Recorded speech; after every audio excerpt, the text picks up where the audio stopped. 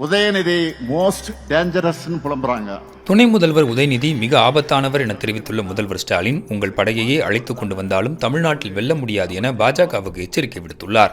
திருவண்ணாமலையில் நேற்று நடைபெற்ற திமுகவின் வடக்கு மண்டல இளைஞரணி நிர்வாகிகள் கூட்டத்தில் பேசிய முதலமைச்சர் ஸ்டாலின், பாஜகவுக்கு எதிராக சித்தாந்த ரீதியாக எதிர்த்து மோதும் ஒரே கட்சி திமுக தான் என்றும், அமித்ஷா போன்றோருக்கு தமிழ்நாட்டின் மீது இருப்பது எரிச்சல் என காட்டமாக விமர்சித்துள்ளார். அதனால்தான் அமித்ஷா போன்றோருக்கு நம்ம மேல எரிச்சல். மேலும் திருப்பரங்குன்றம் பிரச்சினை குறித்து சமீபத்தில் பேசிய அமித்ஷாவின் பேச்சை குறிப்பிட்டு, பீகாரை ஜெயித்து விட்டோம், அடுத்த டார்கெட் தமிழ்நாடு தான் என சொல்கிறார் அமித்ஷா. உங்கள் சங்கிப்படையை அழைத்துக் கொண்டு வந்தாலும் உங்களால் இங்கு ஒன்றும் செய்ய முடியாது. இது தமிழ்நாடு. எங்களின் கேரக்டரையே புரிந்து கொள்ள மாட்டேன் என்கிறீர்களே. அன்புடன் வந்தால் அரவணைப்போம், ஆணவத்துடன் வந்தால் அடிபணிய மாட்டோம், எதிர்த்து நின்று ஜெயிப்போம் என மிக கடுமையாக முதல்வர் ஸ்டாலின் பேசியிருக்கிறார். ஆணவத்தோடு வந்தா அடிபணிய மாட்டோம், எதிர்த்து நிற்போம்.